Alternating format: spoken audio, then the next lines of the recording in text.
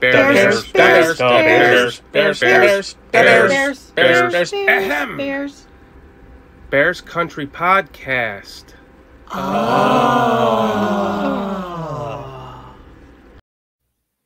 Welcome, everyone, to the second live broadcast of Bears Country Podcast. So, I kind of wanted to do this podcast for just a few different reasons.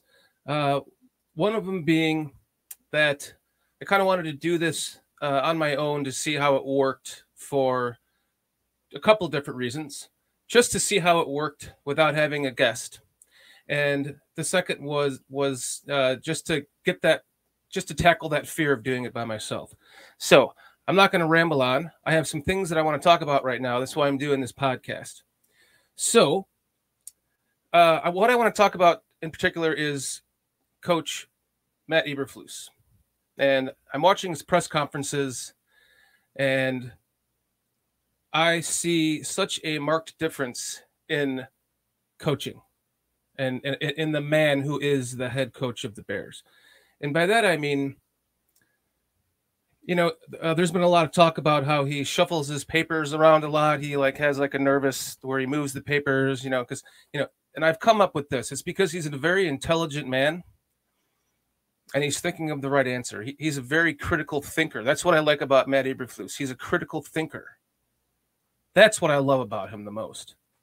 So in his press conference that he had it was yesterday morning, one of the things that really impressed me about him was the Chicago media. They are so tough. They like to try to take different angles on questions to try to get them to slip and, screw up by saying something he never meant to say. So I like how Matt Eberflus handled the first chance that he had at this when talking about injury disclosure.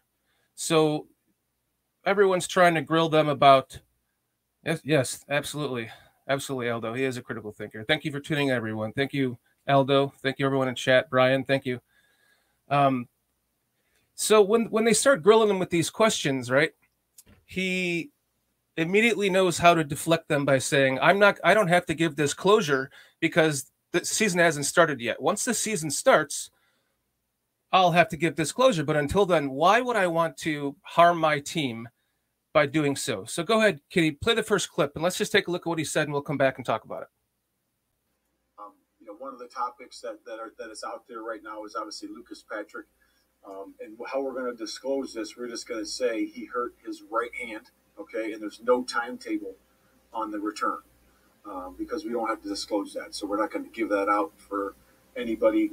That's how it is. So he injured his right hand, and the reason I'm giving that out is because he is going to be out a little bit of time. So it's not just a soft tissue injury or something where he might be out a couple days. This is more than that. But we're not going to give timetables on that. With that, I'll open it up to questions. We're on Tevin Jenkins, man. What's that? He's missing practice yesterday. Yeah, so again, he falls into that category where he's working through something with the trainers, okay, and it's a day-to-day thing with those guys. When he's able to return, he will return. He's working through with the trainers. Yep. And with Thomas Graham, haven't seen him. Same exact. He falls in that same category. So we're not going to comment on the injury or anything like that. And when he gets back, he'll be back. What's the philosophy on being so kind of guarded and pervasive with injury related? Just competitive advantage. I don't want people in our division. I don't want people in the league looking at our roster and saying, hey, they're going to do this, do that with injuries. And if you don't have to disclose injury right now, which we do during the season, obviously, why would you? So to me, that's an in-house business. If something significant, where it's more than a week or something like that, we'll say it here, and we won't disclose the exact timetable to return, but we will disclose it.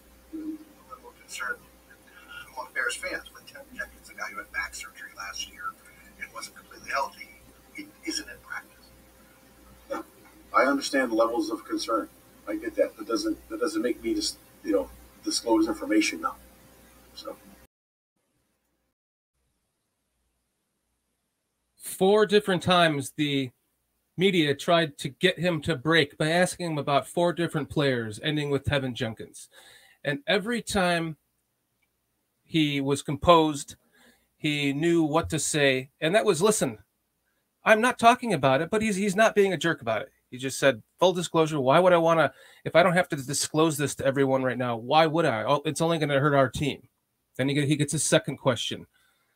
Then he deflects it perfectly. He gets the third one. He deflects it perfectly. I thought he handled this very well because, you know, all of us Bears fans, I don't know how many people do like myself, but I've grown up watching every single one of these freaking pressers after every single game, as much after the game because I don't live in Illinois anymore, but I watch all of these pressers that they have in these moments. And you know, growing up, I've always seen how the media handled the coaches and how they all start to crumble and break under the media over the course of time.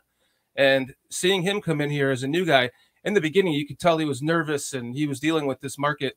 And as he started to progress into his coaching, he started to get better and better at it with handling the media. And now he's handling the media a lot better. And he's even doing those little ticky things where he's shuffling papers even a lot less too. So kudos to him because, you know, a lot of guys would just be jerks. They wouldn't know how to answer the question. We don't even need to talk about the previous coach because I said in my previous podcast with Brian Reberg that we put that era to bed. But coaches in general, like you start to like learn what to look for as a fan because you know what the freaking media is going to ask them next. And you're just waiting for them to see the look on their face where they don't know how to answer the question and they start to buckle. He didn't do this. He handled this extremely well. That's an A+ in my book. So let's go to the next question. Go ahead, roll it up, Kitty.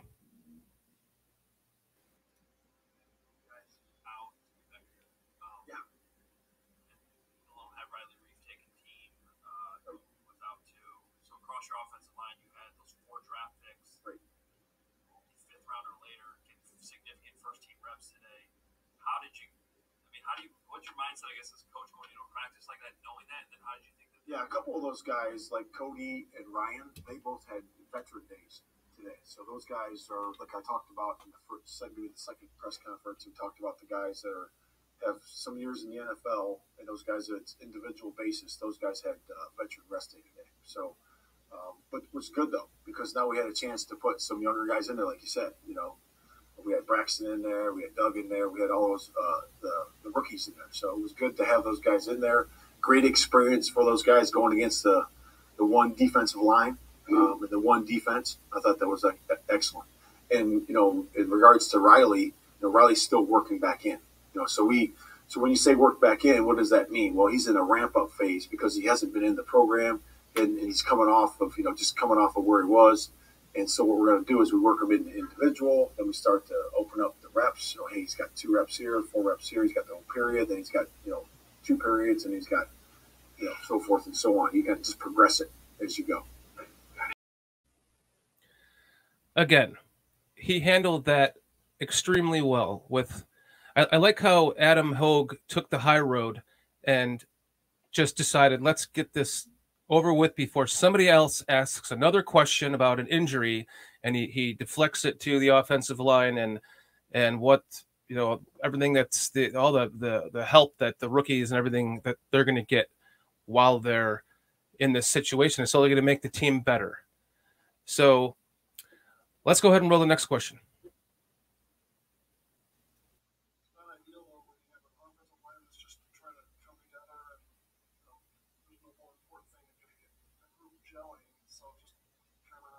Yeah, the continuity of it, you know, certainly that's a good point. But there's adversity hits, and that was my whole response thing. How do you respond to it?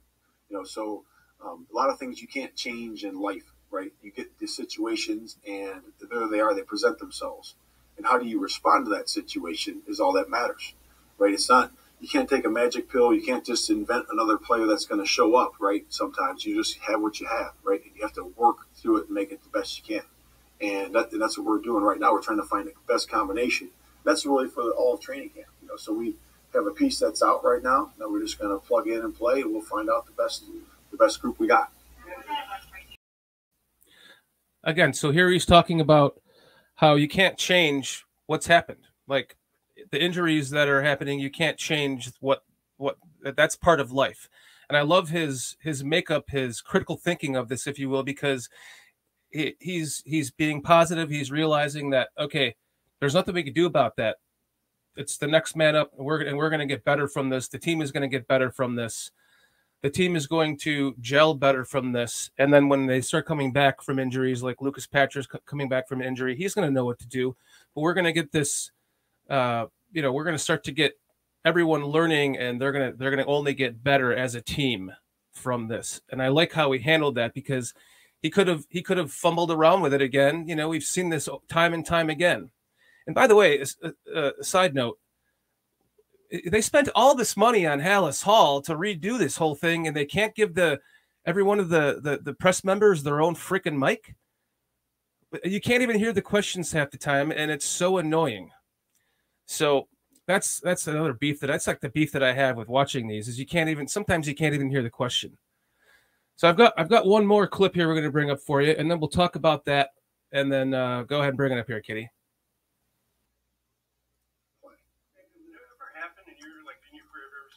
Is in a fill-in situation like Kramer or Carter or any of those guys, and they win a job? Yeah, man. A good example. Yeah, I have a good example. Anthony Hitchens was a player of mine back at the Dallas Cowboys, and that when Sean Lee got hurt, and he stepped in and played and won a starting job. He was a rookie, and he started at Sam, then he ended up starting at Will, and he had a great career. He did it through hard work and preparation, and he had a nice job for us that year. I love how when he was asked the question about if he can give an example of another player, he literally sat there and used critical thinking to come up with an answer. I'm sorry if you can hear that in the background. My dog is old, and he makes a lot of noise when he lays down. If you can't hear it, I apologize for interrupting myself. But I like how he actually took the pause there and looked up into his brain and came up with a name of a good player and gave a good example like that. That's like something that you don't.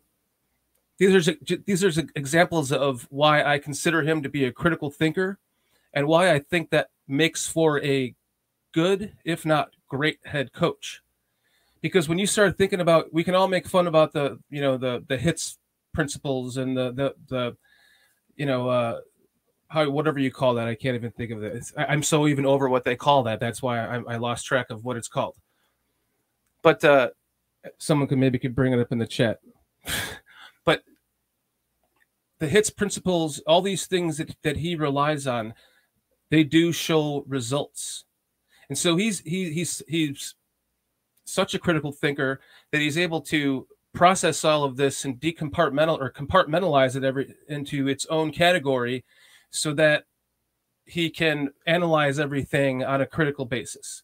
And these are the things that I absolutely love about our new head coach. These are the things why, in my opinion, I think everyone out there that's saying that we think we have a good coaching staff and that our head coach is a good head coach, these are just some of the examples of why I think that. These are the things that you have to look at critically, as I'm doing right now, to show you what kind of thought process he has that makes him organized. It's going to make the team organized, and everything is just going to play out from there. It's going to get better and better. We're already seeing the results on the field. I mean, just from some of the practice clips we're seeing on the internet. So I'm just very excited about this team. I'm very excited about this head coach. I'm very excited about the offensive coordinator as well. He's again he seems to be a very critical thinker as well. And between the two of them, and I've said this before. It was mostly in comments and stuff that we better enjoy Luke Getsy while we can, because he's not going to be a Bear for long. But the thing that gives me confidence in this, in Matt Eberflus, is he already has the next man on the Bears that's going to take that position. And he's going to be the offensive coordinator when Getsy finally does leave, because he will leave. You can see it. You can see in his mannerisms, in how he speaks, that he is going to be gone soon. He's going to be a head coach. So I think that Matt Eberflus already has the next offensive coordinator in the wings. That's part of who's been hired underneath Getsy. And if he's smart, he won't let that person leave, right?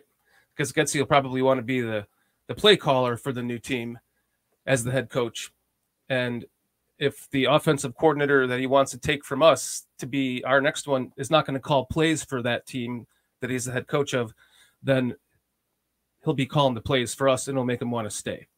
So these are just kind of the things that give me hope and confidence in this regime that we have hired. I finally think, as my friends and I like to say, that the blind squirrel has finally found the nut. And gosh, I hope I'm wrong. I hope I'm not wrong. I really do.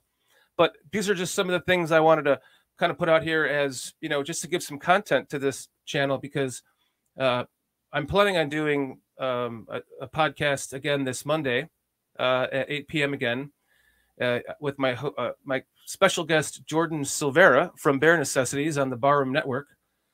And I'm excited about that. He'll be on my show, so I'll get to kind of grill him with some of the questions I want to talk to him about instead of the other way around. And we're going to have a lot of fun. So until then, I just kind of wanted to give you a little bit of content right now so that we can kind of,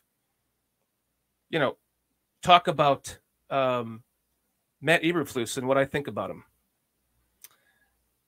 So let's go ahead and pull up some questions or some comments here in chat, just to kind of put a wrap to this, and then we'll let everybody go.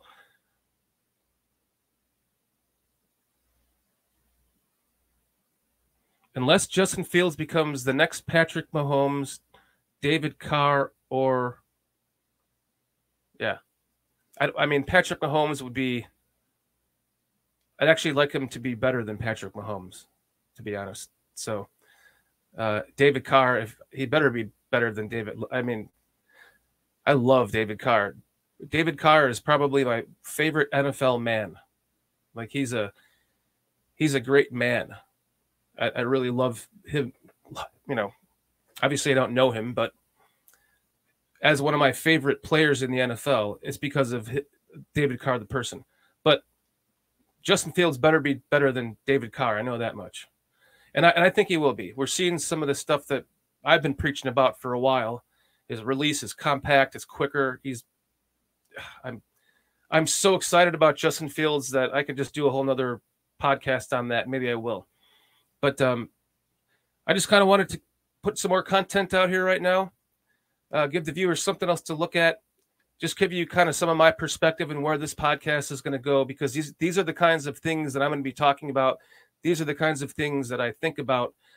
I'm a little bit more analytical and progressive when it comes to like some of the things that I think about that are usually a little bit less than you hear in mainstream. So let's bring up a couple more here. What do we have? The people want Reberg back. I want Reberg back too. Will you come back and do a podcast with me, Brian? I already know you will. Yeah. Brian will be back with me. I promise you that much. Brian did a great job, and we're excited to have him. So I'm going to keep this video at 20 minutes long. I just wanted to give you my perspective on why I thought Matt Eberflus is going to be a good head coach, and why I think the Bears are in good hands moving forward for hopefully a long time. Until then, I'll see you Monday at 8 p.m. Eastern Time. Welcome, or signing off from Bears Country Podcast. Bear down.